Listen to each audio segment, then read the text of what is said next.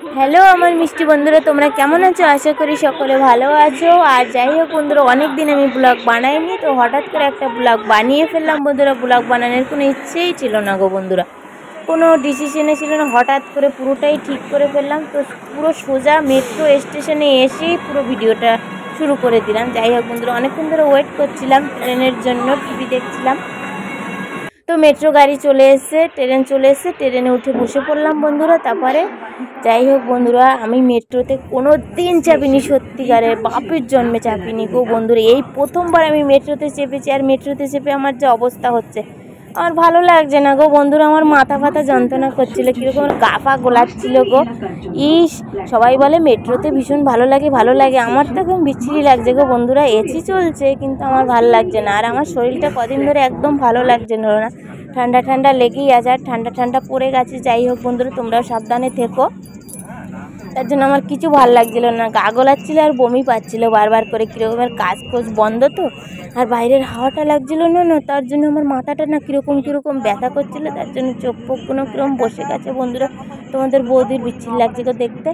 যাই হোক বন্ধুরা, তোমাদের বৌদিটার এবার ঘুম পেয়ে গেছে, আর চোখ টোক বন্ধ করে সেই ভোর 5টায় উঠেছিলাম গো বন্ধুরা। ভোর 5টার থেকে উঠে রেডি হয়েছি, সব চান করেছি, সব কিছু কাজ করেছি, করে টুরে কোনো রকম চা খেয়েছি গো, শুধু চা খেয়ে বেরিয়ে এসেছি, আর কিছু না।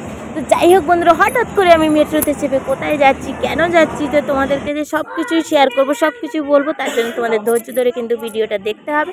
তো যাই হোক বন্ধুরা, হঠাৎ করে আমরা চলেই এসেছি। যাই হোক বন্ধুরা, স্টেশনে চলে এসেছি। তো আমরা চলে এসেছি যেখানে হলো দক্ষিণেশ্বর, এটা বন্ধুরা। আমি দক্ষিণেশ্বরে পুজো দিতে এসেছি, আমি মায়ের কাছে এসেছি বন্ধুরা, অনেক সাধনার পরে বন্ধুরা।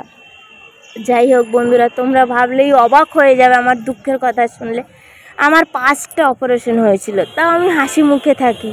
আমাকে দেখে মনে হয় আমার 5টা অপারেশন হয়েছে, তো আমি ওইসব কিছু দুঃখ করি না, দুঃখ ভুলে গিয়ে হাসি মুখে থাকি তাও বন্ধুরা। আর আমার বরের সব থেকে বড় একটা অপারেশন হয়েছিল, তার জন্যই আমি মানসিকটা রেখেছিলাম, আমার বর যাতে সুস্থ হয়ে যায়, ভালো হয়ে যায়, আমার বরের জন্যই মানসিক করেছি।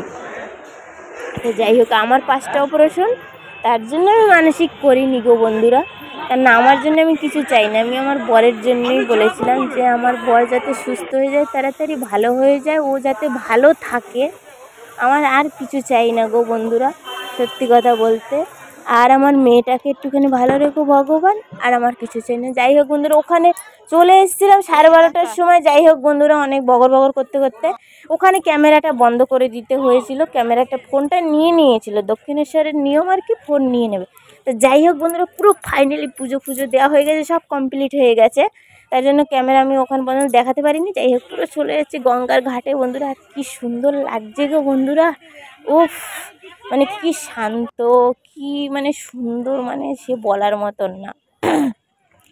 যাই হোক বন্ধুরা, আমি যখন এডিট করছি আমার খুব অসুবিধা হচ্ছে এখন, মানে কষ্ট হচ্ছে, একটু হাঁপানির কষ্ট হচ্ছে, হাঁপিয়ে যাচ্ছি আমি, আমার হাঁপানির রোগও আছে।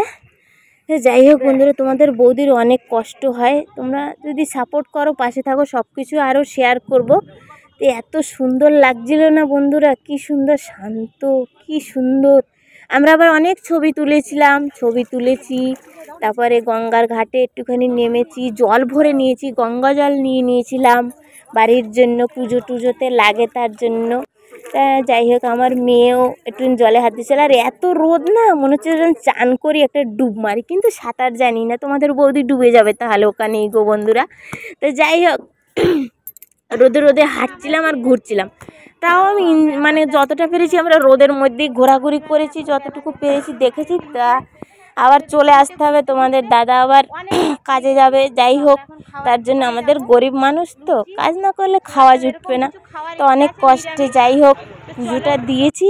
এবার খাওয়ার কি জোটে দেখি, খুব খিদে পেয়ে গেছিলো, খুব। তা আমার মেয়েও মানে খিদের জন্য ছটফট করছিল, তো অনেক কষ্ট করে খুঁজে একটা হোটেল পেয়েছি, নিরামিষ হোটেল এটা বন্ধুরা, খুব পয় পরিষ্কার গো বন্ধুরা। আমার খুব পয় পরিষ্কার ভালো লাগে, কিন্তু নিরামিষ ভালো লাগে, আমার আষ্টি ভালো লাগে না, পরিষ্কার হোক নিরামিষ হোক আমার খুব ভালো লাগে, আমার মাছ মাংস দরকার না।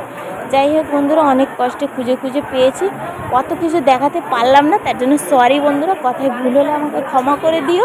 যে যাই হোক বন্ধুরা, প্রচুর পরিমাণে খিদে পেয়ে গেছে, এখন শুধু আমি খাবো বন্ধুরা, আর তোমরা দেখতে থাকো বন্ধুরা। যাই হোক বন্ধুরা, কার কার খেতে ইচ্ছে করছিলো লুচি, এই লুচি না, এটা কচুরি আর হলো ছোলার ডাল, কিন্তু ছোলার ডালটা খুব সুন্দর বানিয়েছিল, মিষ্টি মিষ্টি বানিয়েছে। আমি আর কথা বলছি না, আর কিছু না, আমি শুধু খেয়েই যাচ্ছি গপ গপ করে। যাই হোক বন্ধুরা, মুখটা খুব বিচ্ছিরি লাগছে না? তোমাদের বৌদিকে খুব বিচ্ছিরি লাগছে দেখতে আমি জানি, কিন্তু ক্যামেরা ধরার কেউ নেই, কিছু করার নেই, ক্যামেরাটাকে মুখের সামনে রেখে আমি খাচ্ছিলাম, তার জন্য গো বন্ধুরা। যাই হোক বন্ধুরা, খাওয়া দাওয়া হয়ে গেছিলো মানে কমপ্লিট।